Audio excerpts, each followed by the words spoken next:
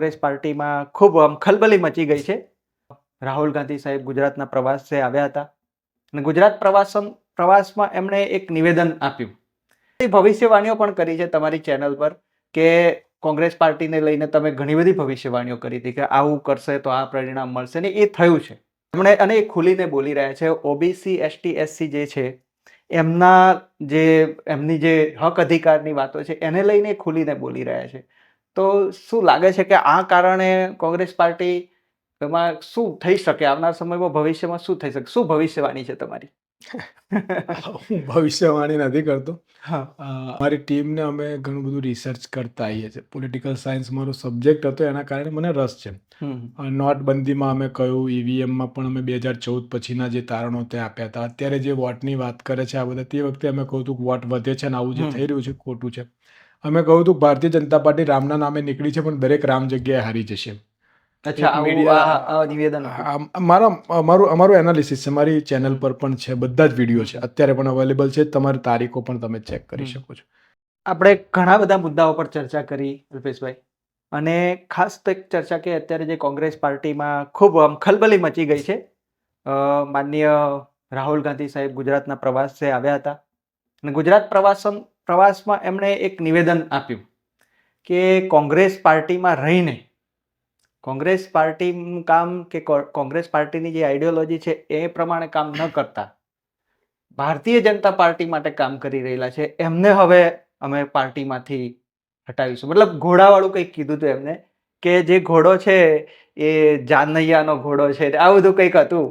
એ શું હતું, મેટર શું હતી ને એના વિશે તમારું શું નિવેદન છે?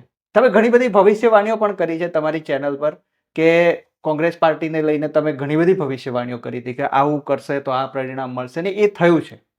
તો એમની ચેનલ છે, અલ્પેશ પુરોહિત સાહેબની જે ચેનલ છે એને તમે સબસ્ક્રાઇબ કરશો, ફોલો કરશો તો એ બધું જાણવા મળશે. અને બધી ભવિષ્યવાણીઓ એ હતી એટલે મને થયું કે આ બાબતે શું એમ કે એમણે અને એ ખુલીને બોલી રહ્યા છે. ઓબીસી એસટી એસસી જે છે એમની જે હક અધિકારની વાતો છે એને લઈને ખુલીને બોલી રહ્યા છે.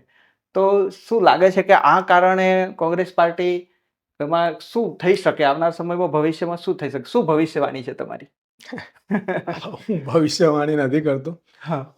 અમારી ટીમને અમે ઘણું બધું રિસર્ચ કરતા આવીએ છીએ. પોલિટિકલ સાયન્સ મારો સબ્જેક્ટ હતો, એના કારણે મને રસ છે. નોટબંધીમાં અમે કહ્યું, ઈવીએમમાં પણ અમે 2014 પછીના જે તારણો તે આપ્યા હતા. અત્યારે જે વોટની વાત કરે છે આ બધા, તે વખતે અમે કહ્યું હતું કે વોટ વધે છે ને આવું જે થઈ રહ્યું છે ખોટું છે.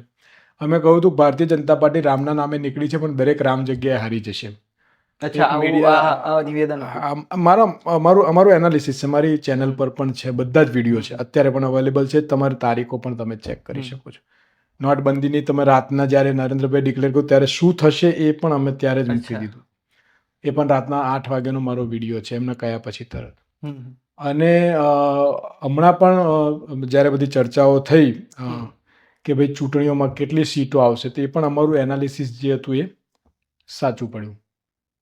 એનાલિસિસમાં એવું છે કે અઢળક છોકરાઓ આટલા વર્ષોમાં અમારી સાથે જોડાયેલા, સાયન્સ, કોમર્સ, એન્જિનિયરિંગ, એમના બધાના અલગ અલગ વ્યૂ, અલગ અલગ ચર્ચા કરીએ એટલે આપણને ખ્યાલ આવતો હોય છે. તમે જે કીધું એ પણ અમારી જોડે આખું એનાલિસિસ છે, પણ જાહેરમાં બધું કહેવું એ મારો નેચર થોડોક ઓછો છે જ્યાં સુધી છે. તમે બેખોફ બોલી જાઓ છો એટલે તમે પણ બોલી દો, આજે કહી દો. ના, એટલે કહેવાનો મતલબ કે એમને જે કહ્યું હતું કે ભાઈ રેસના ઘોડા અને આ જે જાનના ઘોડા છે એની વાત કરી હતી. પણ હું એવું માનું છું, રાહુલ ગાંધી ખૂબ ઇન્ટેલિજન્ટ પર્સન છે, ખૂબ સોબર છે, પોલિટિકલ નથી, નેચરલ છે. રાહુલ ગાંધીનો મારો તમે મળ્યા છો? હા, હું મળ્યો છું 1-2 વાર, પણ રાહુલ ગાંધી પોલિટિકલ નથી. એ દેખાય છે એમનું રાજનીતિ કરતા. એટલે એના બે છે, માનવતાવાદી છે પણ પોલિટિકલ નથી. એમને જે પણ થોડું ઘણું માર પડી રહ્યો છે એનું સૌથી મુખ્ય કારણ છે કે પોલિટિકલ નથી.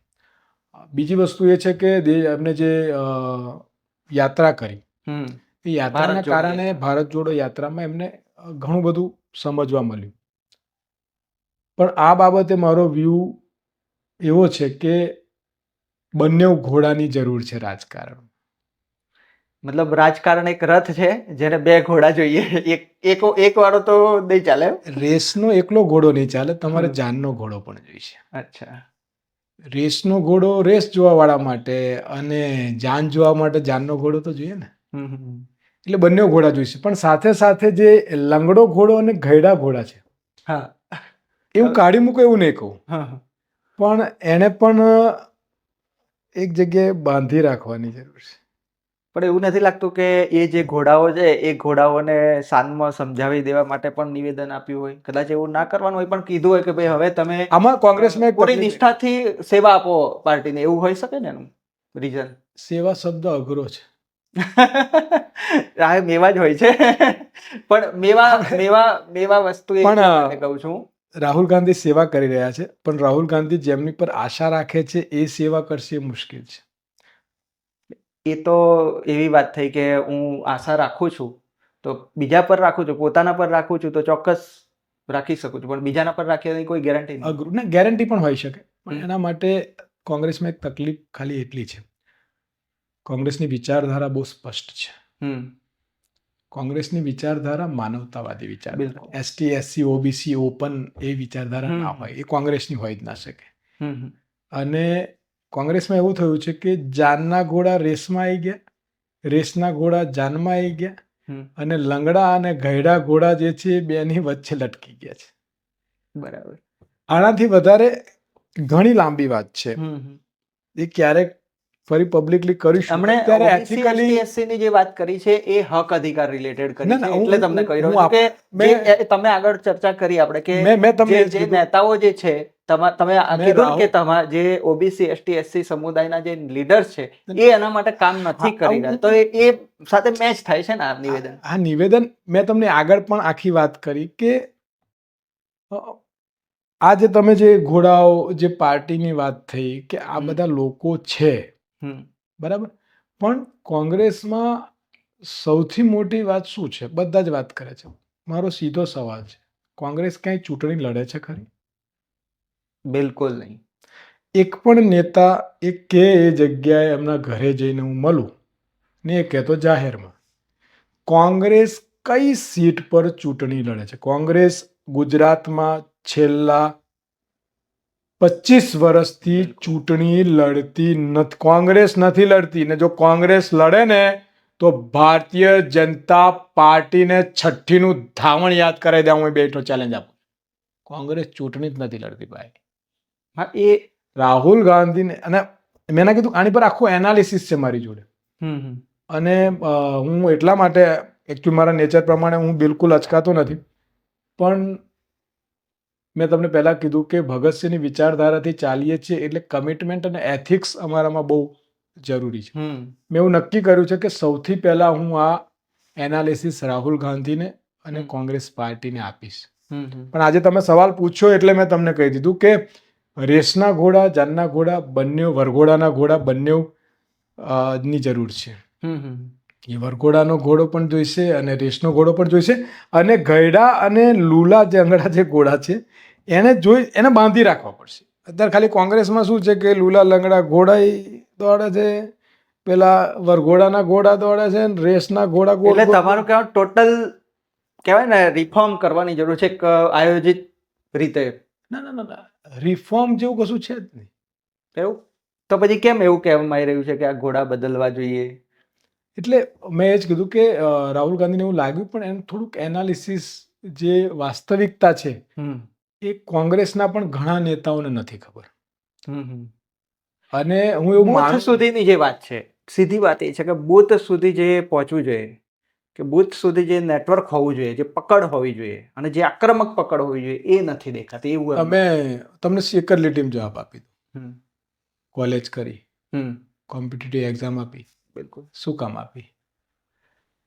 જે તે જગ્યા પર પહોંચવા માટે. કઈ જગ્યા પર? કોઈ પણ જગ્યા માટે તમે નક્કી કરીએ? હા, બિલકુલ નક્કી કર્યું હતું કે આપણે હવે- પ્રોફેસર બનવું છે. અચ્છા, હવે આ જગ્યા ક્યારે તમારા માટે હોય જ ના શકે, તો તમે નીચે એના માટે તૈયારી કરો.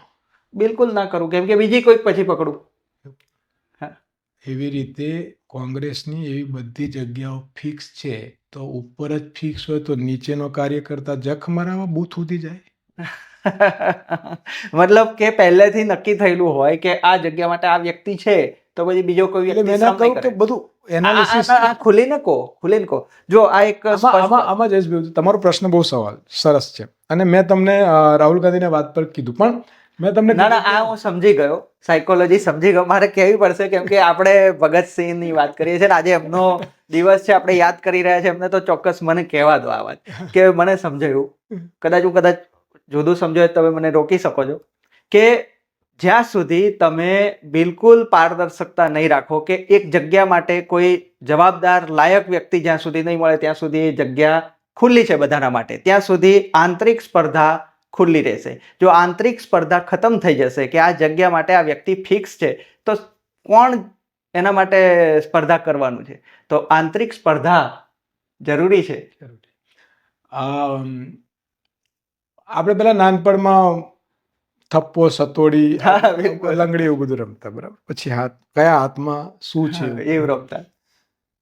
હવે અત્યારે તો કેવું છે કે જે તમે કીધું એમ કે બધું ફિક્સ જ છે. એટલે આ રમત જ જ્યાં સુધી નહીં થાય અને એટલે ઘોડો જે જગ્યા પર છે એ ઘોડો બદલવાની જરૂર નથી, એ જગ્યાને ખુલ્લી કરવાની જરૂર છે કે એ જગ્યા એવું નહીં. એટલે રેસનું મેદાન જ નહીં, ઘોડો દોડે કઈ.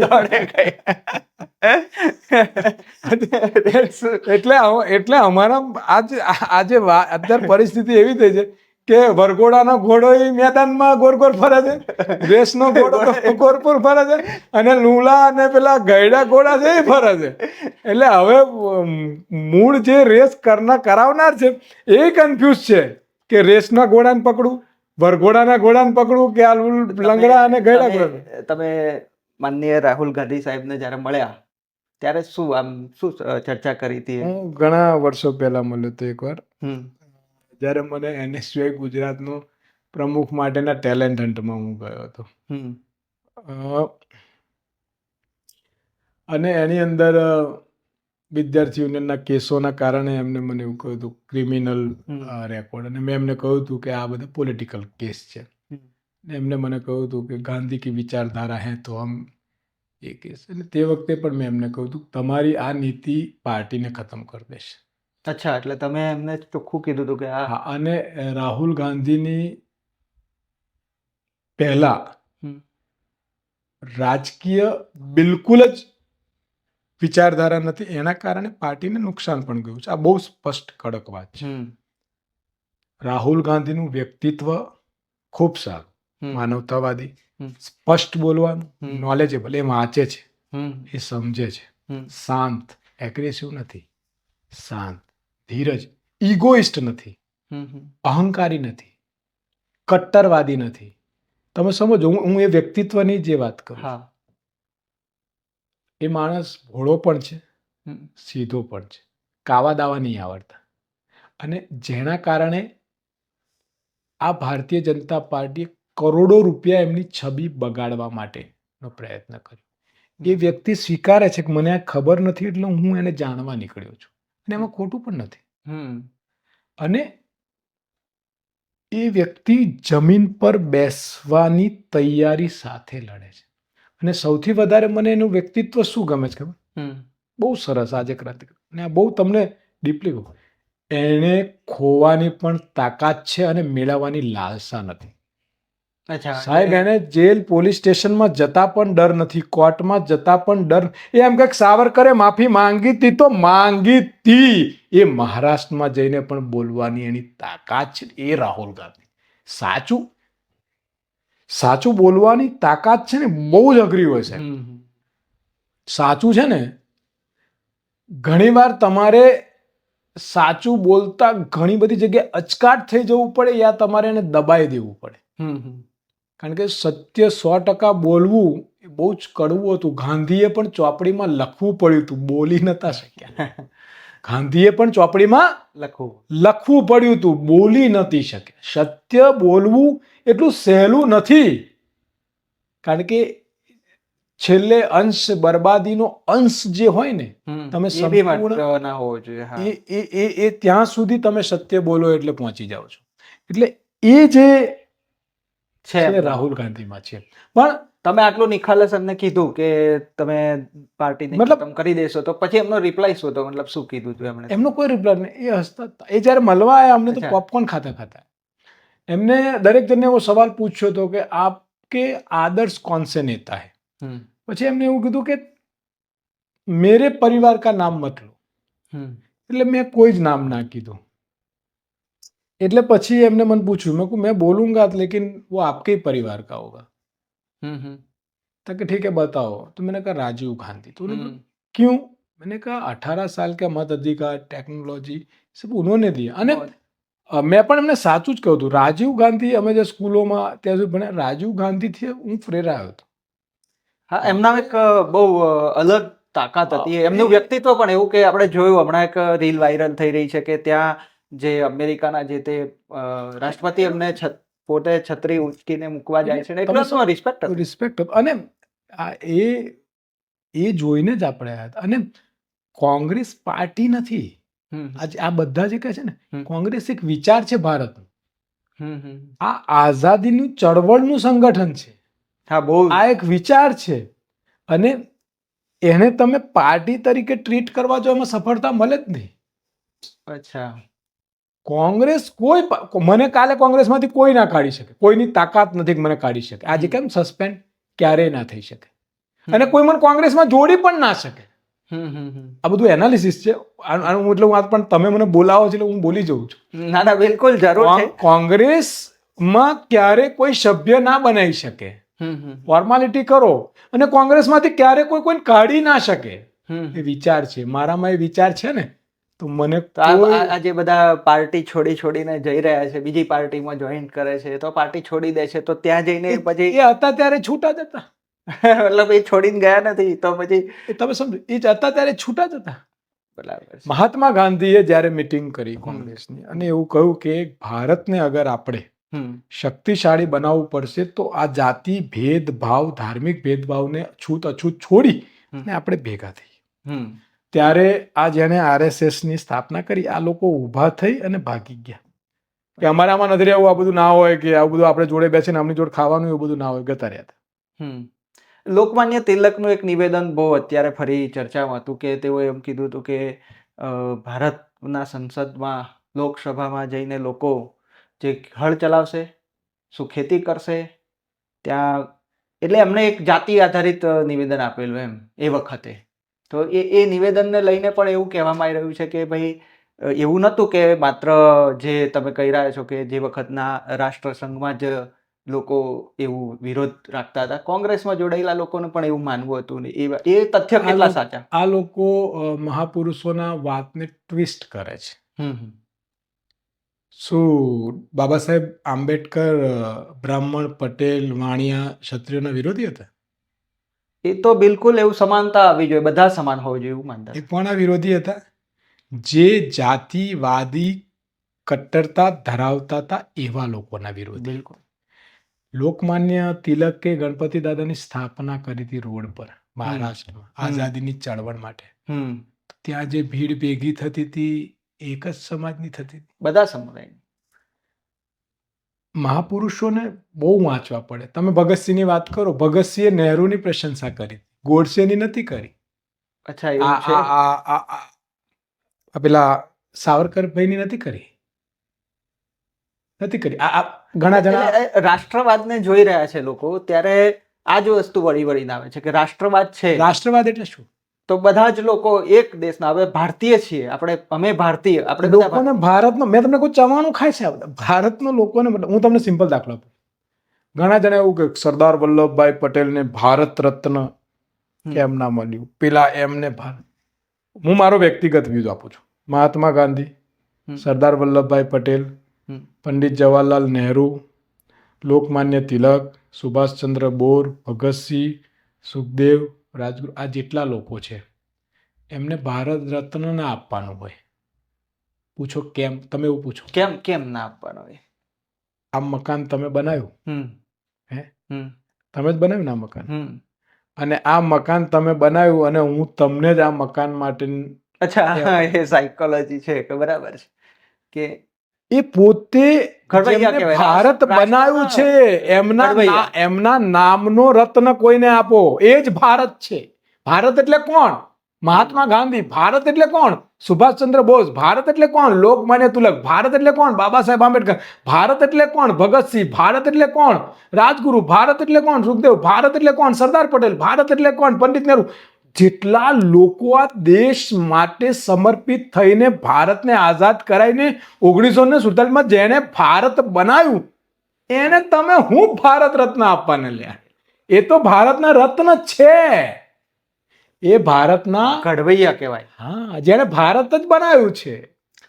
તો એટલે આ બધી વાત બિલકુલ. પોલિટિકલ છે. અને ચાહે એ- પોલિટિકલની રાજનીતિના ક્ષેત્રમાં જોઈ રહ્યા છે કે બહુ કહેવાય ને, મારો વ્યક્તિગત એના પર અભિપ્રાય હતો કે કમસે કમ આપણા દેશના જે ઘડવૈયાઓ છે એમને તો જાતિ મનાવે છો.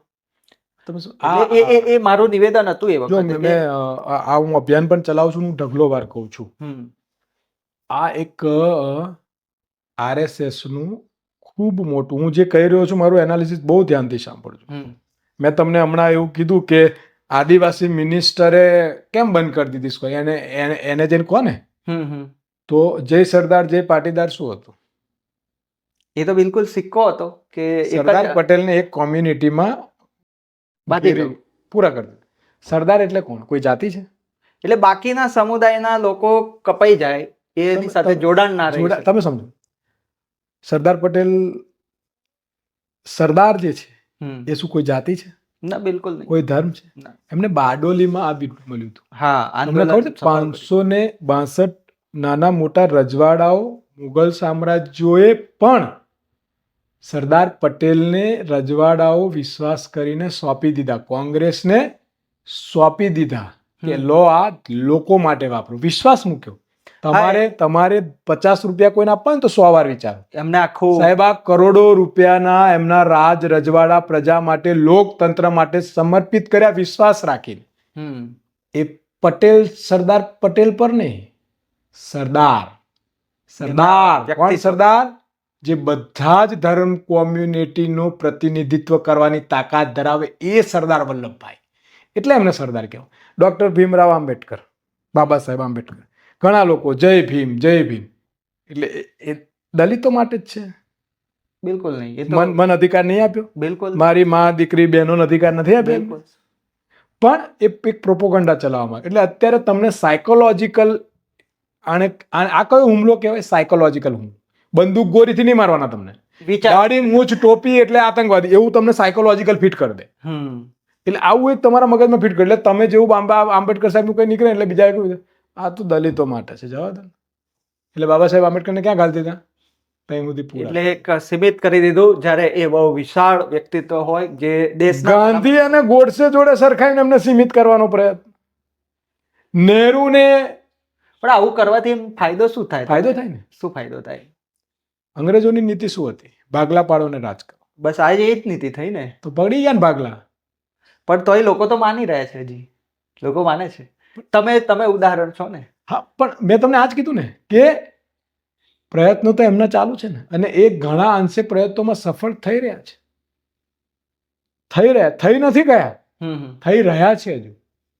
તો એ ના થઈ જાય બિલકુલ. એના માટે આ તમામ લોકોએ એમના સ્ટેટમેન્ટો વિચારીને આપવા પડશે.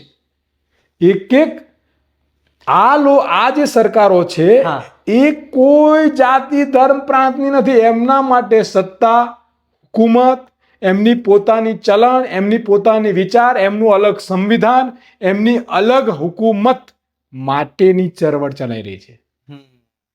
તમે સમજો, આ એટલું સરળ ચેન ચાલી રહી છે. અને તમને સવાર ઉઠીને પીરસી દેવાનું હિન્દુ મુસ્લિમ, ઔરંગઝેબ, પાકિસ્તાન, એટલે તમે એની માને લઈ રમણ ચકડીએ 2 GB લઈ અને રમણ ચકડી ચડો. મને એમ કહો, આપણા ફાઇનાન્સ પેલા છે, શું નામ એમનું, બેન નિર્મલા સીતારમણજી, એમનો છોકરો ક્યાં છે? આઈડિયા નથી. પૂછજો ને. સ્મૃતિબેનનો ક્યાં છે? ક્યાં છે? તમે ખ્યાલ છે? તમે તો રિસર્ચ કર્યું હોય, તમે તો પોલિટિક્સમાં જો તો ક્યાં છે? આ બધા હું જેટલા તમને નામ કહું, બધા અધડક નેતાઓના છોકરાઓ વિદેશમાં સેટ થઈ ગયા. શું વાત કરો છો? તો આપણે વિશ્વગુરુ હોય તો અહીં રાખો ને ભાઈ. ના, હમણાં તાજેતરમાં જ એક વિડીયો જોયો હતો કે બધા દુબઈમાં મેચ રમાઈ રહી છે, બધા ત્યાંના જે શેખ હોય એમની સાથે બધા બેઠા છે, મોટા મોટા આપણા લીડર્સ. એટલે તો હું એટલે એમને તો કશું નડતું નથી એવું થયું મતલબ. એટલે હું હજુ કન્ફ્યુઝ છું કે અમે કન્ફ્યુઝ થઈએ, લોકોય કન્ફ્યુઝ છે. કે આ દુબઈ, તુર્કી જ્યાંનો ઇન્ડિયા કરતા પૈસો મજબૂત છે, હારા એ મુગલ હતા કે આ ભારતનો બિચારો મારો ફ્રૂટ વાળો, મોસંબી વાળો એ મુગલ હતો? હજુ એ કન્ફ્યુઝન દૂર નહીં થયું. ત્યાં જાય ને આમ દુબઈ એટલે એમના કપડાં પહેરીને આપણે વારીઓ ચેટલે ફોટા પડાવતી હોય.